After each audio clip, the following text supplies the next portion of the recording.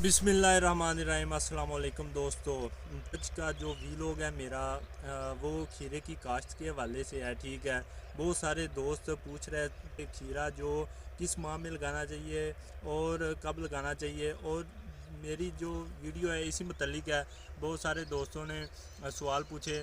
तकरीबन 7 से 8 साल हो चुके हैं इस फील्ड में, तो इसकी वीडियो बहुत ज़्यादा इंटरेस्टिंग होने वाली है।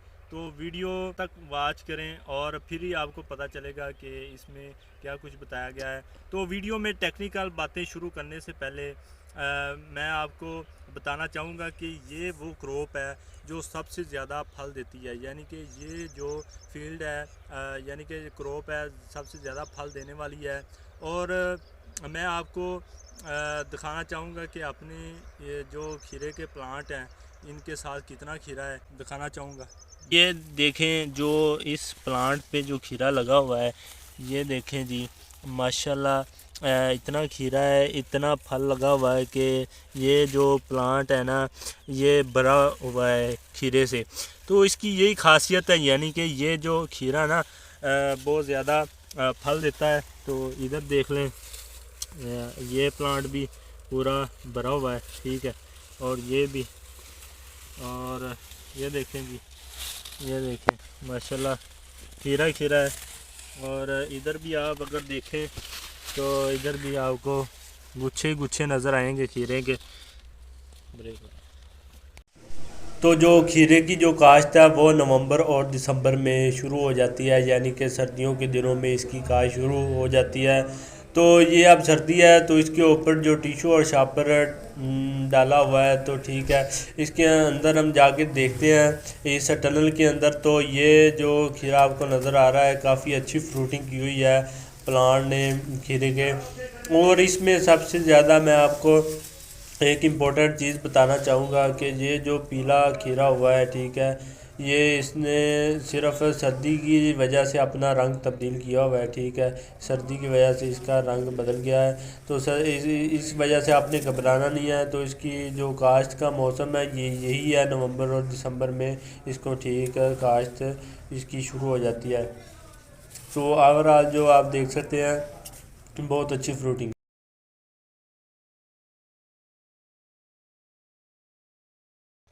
तो दोस्तों अब बात आ जाती है खीरे के टनल के हवाले से। दो तरह का इसका टनल होता है, एक बांस वाला और एक पाइप वाला। ठीक है, लेकिन जो मैंने लगाया अब ये बांस वाला टनल है। ठीक है, 20 से 22 फुट की ये सोटी है, यानी कि 20 22 फुट। और इसकी जो इसको बैंड डाला है ना, इसका जो फासला है 8 से 9 फीट का फासला है, और इसकी जो चौड़ाई है वो 12 से 13 फुट की है। ठीक है, तो इसके अंदर जो बेड बन जाते हैं वो 3 बेड बनते हैं, और हर बेड की 2 2 लाइनें, एक एक लाइन के अंदर खीरा लगता है, यानी कि टोटल 6 लाइनें इसकी बन जाती है खीरे की। तो ये तो हो गया टनल के हवाले से। और आप ऊपर पहले टिशू डाला जाएगा, फिर इसके बाद ऊपर इसकी छापर यानी कि डाला जाएगा। कोशिश करनी है आपने को जो शापर होना चाहिए आपका 8 गेज का, और अमूमन लोग करते हैं 6 गेज का शापर ले लेते हैं। तो फिर जो सर्दी की वजह से खीरा जो होता है ना वो ग्रोथ नहीं करता, उसकी ग्रोथ रुक जाती है। इसलिए जो 8 गेज का शापर होता है उससे जो खीरे की ग्रोथ ज़्यादा होती है और फ्रूटिंग ज़्यादा करता है। तो इसका ये फ़ायदा होता है।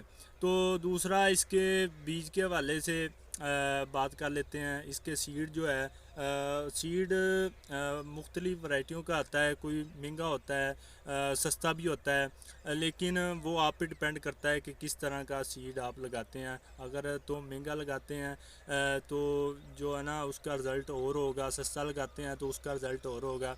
तो इसके अंदर जो यानी कि 13 से 14 जो ये शेड बन जाते हैं खीरे के।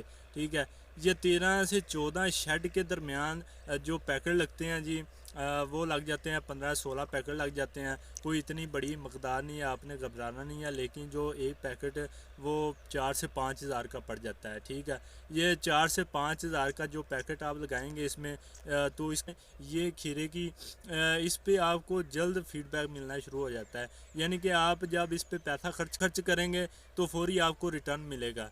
ठीक है, यानी कि फौरी आपको पैसे मिलना शुरू हो जाएंगे। और ये जो वैरायटी है 40 से 45 दिन के अंदर ये तैयार हो जाती है। 40 से 45 दिनों के दरमियान आप इसको इसकी तुड़ाई शुरू कर देते हैं। तो ये आप जो देख रहे हैं जाल, ये जो प्लांट है खीरे का, इसको ऊपर यानी कि चढ़ाया जाता है इसके ऊपर। ये आप देख सकते हैं कि किस तरह से ये पूरा जो प्लांट है इसके ऊपर जो आया हुआ है। तो इसकी ये खासियत है, ठीक है। तो सबसे पहले आप बात करते हैं जी इसकी बीमारियों के हवाले से। सर्दी में अमूमन जो आप नाइट्रोफास यानी कि नाइट्रोफास आपको इसको देना लाजमी है, ठीक है, क्योंकि सर्दी की वजह से जो है ना नाइट्रोजन की कमी होती है, इसलिए नाइट्रोफास में नाइट्रोजन भी फास्फोरस है वो इसको गर्मियों में यानी कि जब इसके ऊपर से ये देखें आप शापर उतार दिया है तो फास्फोरस इसको तब देनी है, क्योंकि सर्दी होती है तो नाइट्रोजन की कमी होती है, नाइट्रोजन देनी है। और ख़ास ख्याल रखना है इसकी जो शाखों के वाले से इसकी कटिंग वगैरह है ना वो तब आपने करनी है जब इसका जो प्लांट होगा 4 से 5 फुट होगा, ठीक है, उस वक्त इसकी कटिंग होगी। ठीक को दिखाता हूँ, ये इस पे जो अटैक हुआ है, ठीक है, ये डोनी का अटैक है। ये धब्बे बन जाते हैं, ये पीले रंग के धब्बे आ जाते हैं, ये डोनी का अटैक आ जाए। जितना पानी कम लगाना है उतनी इसको बीमारी कम पड़ेगी, ठीक है। पानी आपने उस वक्त लगाना है जब ये खीरे की जो प्लांट है ना इसके पत्ते मुरझा रहे होंगे, इस वक्त आपने इसको पानी देना है, ठीक है। इन आपकी वत्तर में हो उस वक्त तक पानी नहीं लगाना। जब पौधे प्लांट पानी मांग रहा होगा उस वक्त ही आपने इसको पानी लगा। अमूमन जो इसका प्लांट है ना उसका जो फासला होना चाहिए, ये आपको नीचे दिखाता हूँ, चल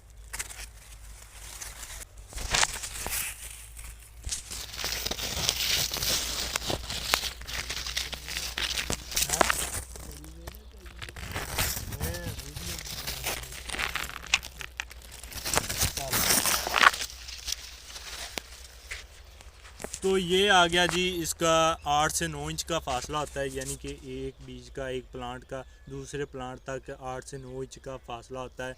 लेकिन जो गर्मियों में इसका बीज लगाया जाता है वो 1 फुट के अंदर बार लगाया जाता है, यानी कि 1 फुट तक लगाया जाता है इसका बीज गर्मियों में।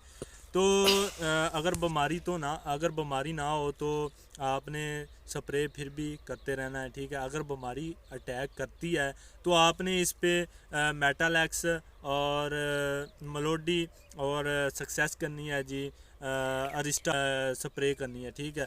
तो खाद के हवाले से अगर हम बात करते हैं तो खाद आपने डीएपी इसको लाजमी डालनी है, ठीक है।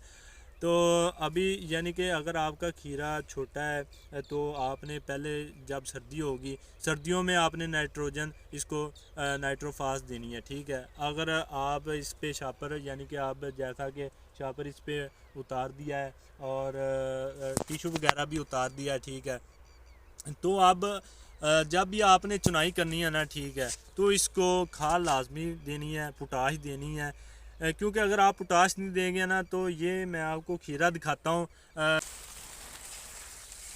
यानी कि अगर ये देखें जी, ये जो खीरे का प्लांट है एक नोट से दूसरी नोट तक इसके जो खीरे हैं जी माशाल्लाह 4 से 5 6 लगे हुए हैं जी, 1 2 3 4 5 6 खीरे इसके अंदर लगे हुए हैं। इसी तरह एक प्लांट में तकरीबन कोई 70 से 80 खीरा लगा हुआ होगा इस प्लांट में।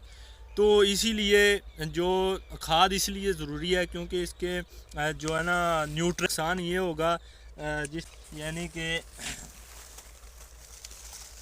कि जैसे ये खीरा है, ठीक है, ये ऊपर से पीला हो चुका है, ठीक है, ये वाला ये पीला होके गिर जाएगा। अगर आप इसको डीएपी खाद नहीं देंगे तो ये पौधा इसको गिरा देगा, यानी कि इसकी ग्रोथ नहीं होगी, डेवलप नहीं होगा खीरा, तो ये सब चीज़ें इसके अंदर आएंगी। आप ये फसल लगाते हैं इस पे मेहनत करनी पड़ेगी आपको, मेहनत करके आप जब इसको मार्केट में लेके जाएंगे तो यही खीरा आपका 1000 अब तो 2000 का इसका गट्टू बिक रहा है, यानी कि तो किले 1 एकड़ में से इसके जो है ना 100 गट्टू तो आराम से हो जाता है। 2000 से तो 2 लाख इसका आसानी से बन जाएगा।